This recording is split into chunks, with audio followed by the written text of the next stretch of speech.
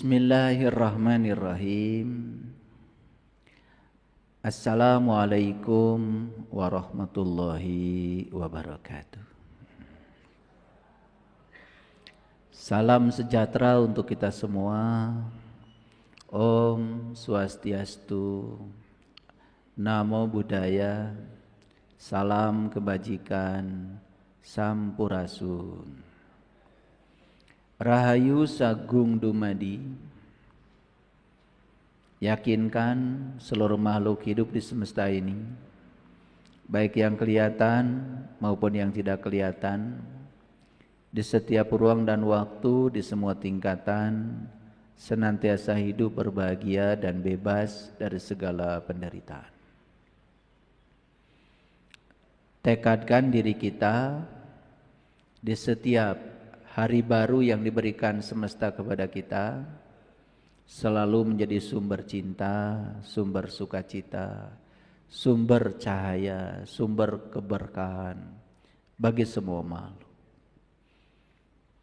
Kalau bangun pagi selalu bertekad, tidak boleh lagi ada orang yang berkurang kebahagiaannya bertemu saya. Tidak boleh lagi ada orang yang terluka hatinya bertemu saya. Begitu. Yakinkan diri ini menjadi rahmat bagi semesta, bagi siapapun mereka.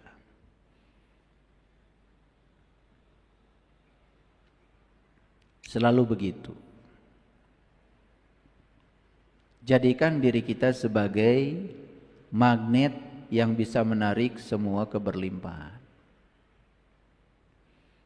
Makanya sering-sering menyadari nafas. Masuknya disadari, tinggalnya disadari, saat lepas disadari. Nafas itu mengajarkan sesuatu yang luar biasa. Saat nafas masuk, energi murni dari semesta masuk, mengganti energi lama yang ada dalam tubuh kita. Sehingga sebetulnya setiap hela nafas kita itu selalu menjadi diri yang baru, dengan pemikiran yang baru, dengan sudut pandang yang baru.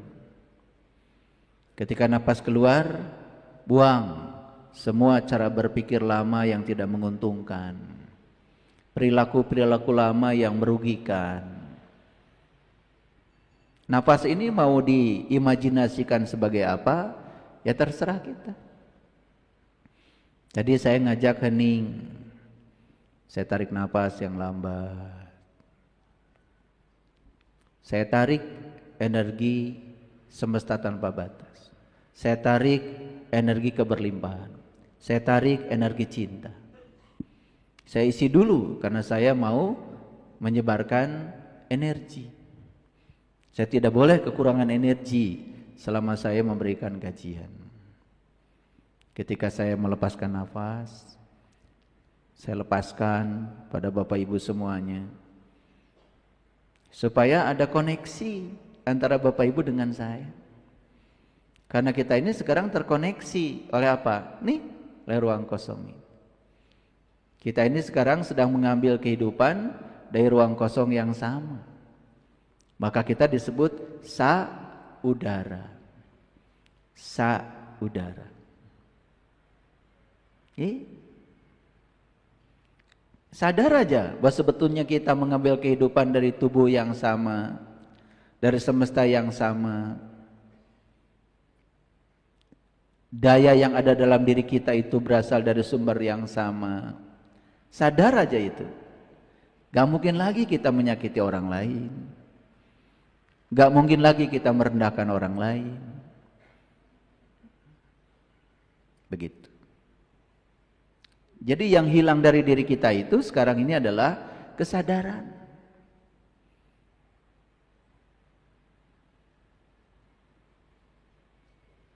Itu yang hilang dari kita. Kita bersyukur hari ini kita dipertemukan kembali, baik yang offline di sini maupun yang online di rumah masing-masing. Saya harus menyapa dulu karena ada puluhan ribu sahabat-sahabat yang sudah menunggu dari tadi pagi untuk mengikuti live acara kita ini. Segala puji hanya milik Allah, sang kehadiran, sang keberadaan, energi universal tanpa batas, yang meliputi seluruh makhluk ciptanya, yang selalu lebih dekat bersama yang dikuasainya. Beliau tidak pernah meninggalkan kita sedetik pun. Perasaan ditinggalkan oleh Allah semata-mata karena kita sering mengabaikan kebenaran yang ada dalam diri kita sendiri. Orang yang sering mengabaikan intuisi dari dalam dirinya, semakin sering dia mengabaikan intuisi itu, maka dia semakin ada hijab antara dirinya dengan Allah. Itulah yang sering merasa seolah-olah Allah jauh dari diri kita sendiri. Oleh karena itu mari kita sadari bahwa sebetulnya beliau itu tidak pernah tidur, tidak pernah ngantuk, mengurusi seluruh kebutuhan kita tanpa batas. Maka beliau menyatakan alhamdulillahi rabbil alamin. Oleh karena itu mari kita puji dia bersama-sama membaca hamdalah. Alhamdulillahi rabbil alamin. Mari kita rasakan kehadirannya. Kita mohon ridhonya sekaligus berkahnya. Karena kehadirannya sudah cukup membuat ridho dan berkahnya meliputi diri kita semua. Kita sapa asmanya dengan kelembutan dan cinta seraya membaca basmalah. Bismillahirrahmanirrahim. Tahun 2010 itu ada film yang di launching, judulnya Sang Pencerah. Ada yang pernah nonton? Sutradaranya itu adalah Mas Hanung Bramantyo. Kalau saya cerita isi film itu, habis waktu kita. Saya hanya ingin mencuplik saja satu dialog singkat yang sangat menghunjam di film itu, yaitu dialog antara Kiai Haji Ahmad Dahlan, seorang tokoh Islam yang sudah tidak asing lagi di Indonesia, dengan murid-muridnya. Tentu saja kalau saya ceritakan skenarionya panjang, tetapi saya ingin mencuplik bagian kecil saja. Saat itu beliau sedang berkumpul dengan para santrinya. Ada salah seorang santri dari Kiai Haji Ahmad Dahlan bertanya kepada beliau tentang apa sesungguhnya agama itu. Kita juga ya udah beragama lama ya. Kalau ditanya, Bapak Ibu agamanya apa? Pasti menjawab kan, agama A, agama B, agama C. Tapi kalau ditanya, sebetulnya agama itu apa sih? Belum tentu loh bisa menjawab. Bahkan Profesor Dr. Qawari Shihab dalam sebuah tulisannya mengatakan memang sulit ya untuk mendefinisikan agama itu. Beliau aja seorang ulama besar mengatakan mendefinisikan agama itu sulit. Karena kalau sudah didefinisikan, maka definisi itu menjadi membatasi pengertian yang ada di dalamnya. Makanya ketika ditanya apa sih agama itu oleh santrinya, Kiai Haji Ahmad Dahlan itu tidak menjelaskan agama adalah tidak. Beliau mengambil biola dan kemudian beliau memainkan biola itu. Karena beliau memang memiliki keahlian memainkan biola yang luar biasa. Ketika Kiai Haji Ahmad Dahlan sedang memainkan biola itu, ya, saking ahlinya, kuncinya, nadanya, ritmenya sangat dikuasai dengan perasaan yang penuh. Para santri yang mendengarkan alunan suara biola itu merasakan suatu kedamaian yang luar biasa.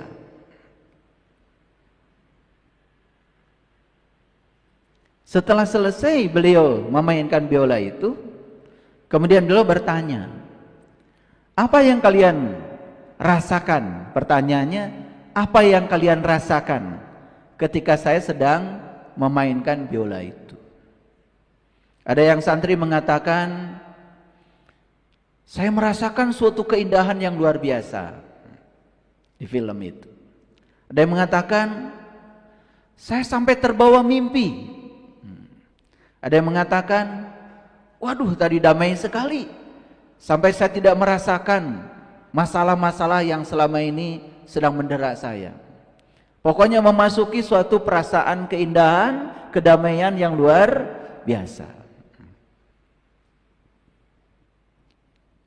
Kemudian beliau menyerahkan biola itu kepada salah seorang di antara santrinya di film itu.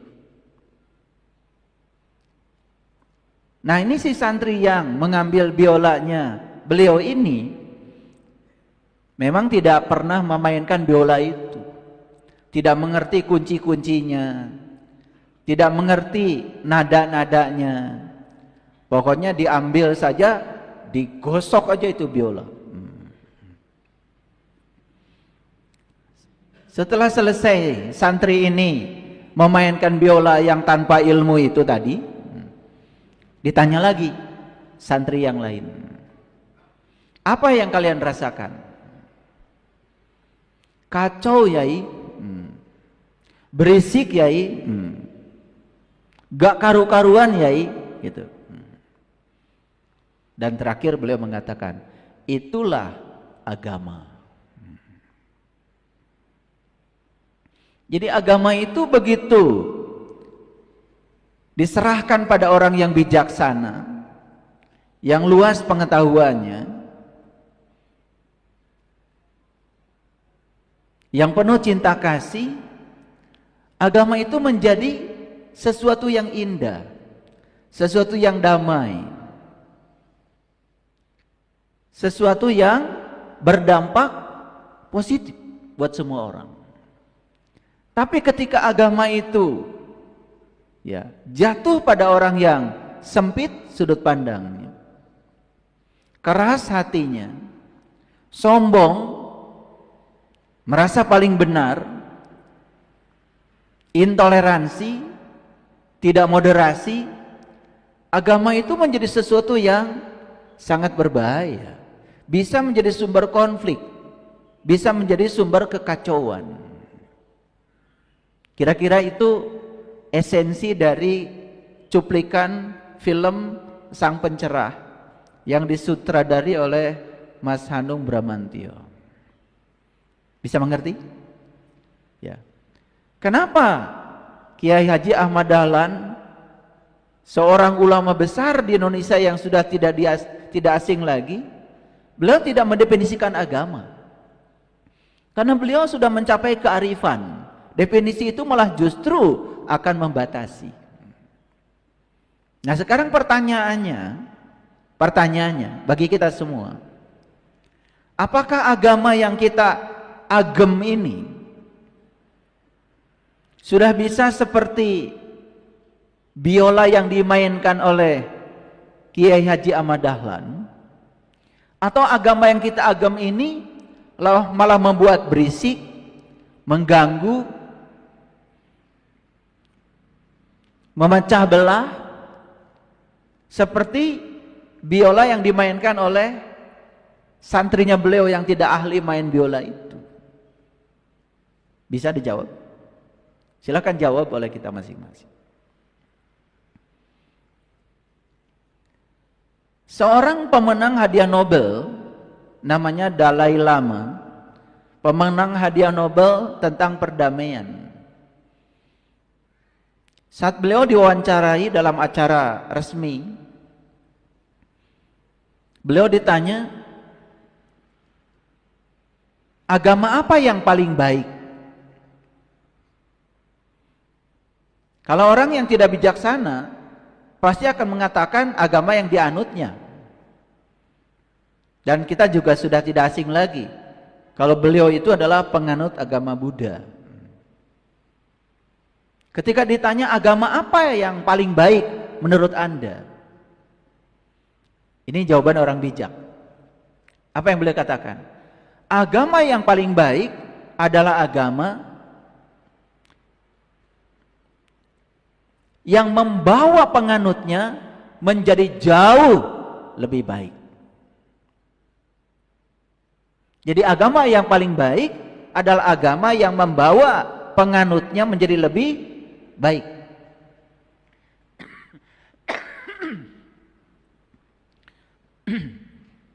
Itu jawaban orang bijak. Kalau Bapak Ibu ditanya, agama apa yang paling baik? Sudah bisa diduga jawabannya. Sudah bisa diduga ya. Gak peduli kelakuannya kayak apa. Gak peduli lingkungan merasa apa dengan dia. Pasti dia akan menjawab dengan fanatismenya. Tapi orang yang sudah mencapai kebijaksanaan, jawabannya itu universal. Tidak memojokkan satu kelompok dan tidak mengagungkan keyakinannya sendiri.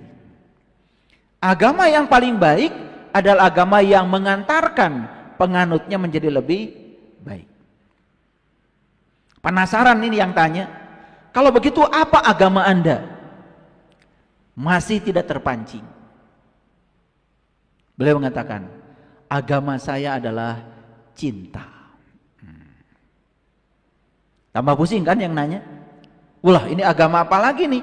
Jangan-jangan agama baru lagi. Itulah kenapa hari ini saya ingin mengusung satu topik besar yang sangat penting buat bangsa ini. Dan saya berharap kajian ini didengar oleh seluruh tokoh-tokoh agama, apapun agamanya, baik yang ada di Indonesia maupun di seluruh dunia. Topik besar kita hari ini adalah kurikulum cinta. Nah, kurikulum cinta ini adalah sebuah gagasan yang dimunculkan oleh Profesor Dr. Nazaruddin Umar, Menteri Agama yang sekarang, Menteri Agama RI. Dan kenapa beliau mengusung kurikulum cinta ini? Saya coba pelajari latar belakangnya, karena saya 34 tahun mengajar di universitas, dan terkadang saya ditugasi untuk menyusun kurikulum. Jadi saya sangat terbiasa kalau bicara kurikulum. Kenapa kurikulum cinta ini diusung? Dan apa esensi dari kurikulum cinta ini? Esensinya sederhana. Tidak boleh lagi di negara yang kita cintai ini, Indonesia yang beragam budayanya, beragam keyakinannya, beragam sukunya, beragam tradisinya, ada pelajaran agama, baik itu di sekolah secara formal maupun di masyarakat, yang menanamkan kebencian kepada orang lain yang berbeda agama. Kira-kira keren nggak esensi dari kurikulum cinta ini? Makanya ini yang akan saya bahas hari ini. Untuk apa? Nah, ini judulnya, kurikulum cinta menjaga keutuhan bangsa. Saya hanya memohon kepada Bapak Ibu, para sahabat sekalian, lihat cara saya menulis keutuhan. Lihat cara saya menulis keutuhan. Ya, jadi ke strip u strip Tuhan. Bisa dibaca keutuhan, keutuhan itu satu kesatuan, tapi bisa juga dibaca keutuhan. Jadi ada tekanan di situ. Apa pesan yang ingin saya sampaikan di judul ini? Pesannya adalah Kalau orang sudah benar-benar bertuhan pada Tuhan yang hak, pada Tuhan yang sebenarnya, dan dia mengalami Tuhan dalam dirinya, maka dia akan penuh dengan cinta. Dan cinta itu menghargai, menghormati siapapun tanpa syarat. Maka ini akan membangun keutuhan bangsa. Tidak ada bangsa di dunia ini yang sangat majemuk seperti bangsa kita. Kita punya puluhan ribu pulau. Kita ini bangsa yang sangat besar. Bangsa yang sangat besar. Kekayaan alam kita luar biasa. Kekayaan budaya kita luar biasa. Kekayaan tradisi kita luar biasa. Saya pergi keliling-keliling Indonesia. Di setiap daerah ada tradisinya, ada budayanya, ada kulinernya. Masing-masing punya kearifan lokal yang luar biasa, yang tidak dimiliki oleh negara manapun di dunia ini. Dan saya berani mengatakan itu kenapa? Saya sudah keliling ke seluruh dunia. Bahkan saya 10 tahun bekerja dengan orang Jepang lewat proyek JICA namanya. Beliau mengatakan Indonesia ini surga. Dan beliau menyebut satu titik di Indonesia. Beliau mengatakan Bandung ini adalah tempat yang sangat comfortable. Tempat yang sangat nyaman. Kenapa? Tidak ada musim panas di Bandung. Tidak ada musim dingin di Bandung. Tidak ada musim salju di Bandung. Suhu udara lingkungan kita sangat bersahaja dengan tubuh kita. Makanya kita nyaman di suhu udara ini. Cobalah, pernah enggak ada yang pernah tinggal di negara yang sangat panas dengan suhu di atas 40 derajat Celcius? Di Arab misalnya, ada yang pernah umroh di suhu itu? Bulan-bulan Juni, bulan Juli sekarang ini, ya, sedang panas-panasnya suhu. Tidak nyaman. Saya pernah tinggal di sebuah negara di mana suhunya dingin sekali, sampai min 13 derajat Celcius. Ketika panas harus ada baju musim panas. Ketika dingin harus ada baju musim dingin. Orang Indonesia bajunya itu-itu aja. Betul nggak? Cuman karena kita kurang gaul, belum pernah pergi ke negara-negara lain, kurang piknik, kurang jalan-jalan, lalu menganggap seolah-olah hidup di negara asing itu lebih nyaman daripada di sini. Saya pernah ke Iceland, suhunya min 13 derajat Celcius, pengen cepat pulang. Tidak ada senyaman suhu di Indonesia, apalagi yang tinggal di Bandung. Luar biasa, gak perlu AC, hemat energi. Bukankah ini sebetulnya adalah karunia semesta? Dan kita dilahirkan di sini, di tempat ini, tanpa konflik. Dilahirkan di tempat yang nanam apa saja jadi. Ini luar biasa. Cuma kita tidak menyadari ini.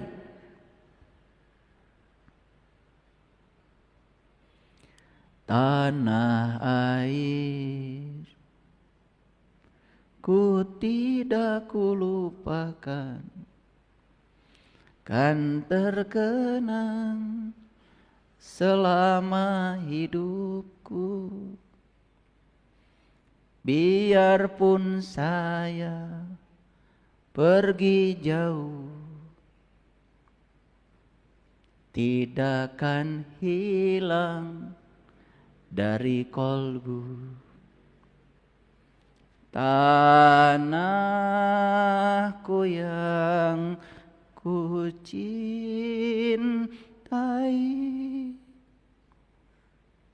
engkau ku hargai. gaib. Ayo keluarkan suaranya, kita nyanyi. Tanah air ku tidak kulupakan, kan terkenang selama hidupku. Biarpun saya pergi jauh, tidak akan hilang dari kolbu. Tanahku yang ku cintai, engkau ku hargai.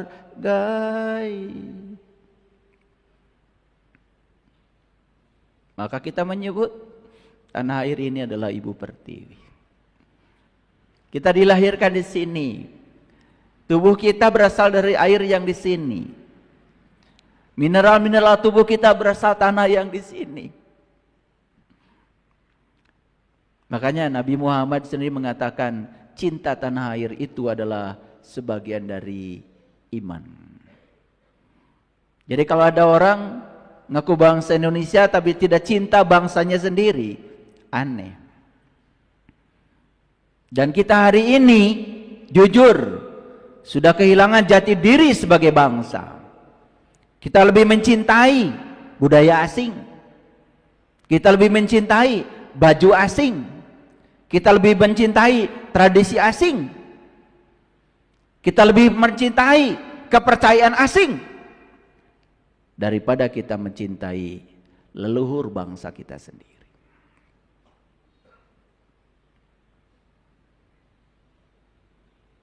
Dan syarat bangsa kita untuk bangkit cuma satu.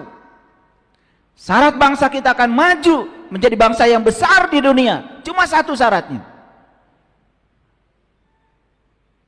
Hargai warisan leluhur bangsa kita. Silahkan renungkan kata-kata saya. Karena hari ini kita sudah menjadi bangsa lain. Kita terasing di rumah kita sendiri. Karena kita sudah melupakan tradisi, budaya, ajaran yang diwariskan para leluhur kita. Ajaran Sili Asa, Sili Asi, Sili Wawangi, asli ajaran Nusantara.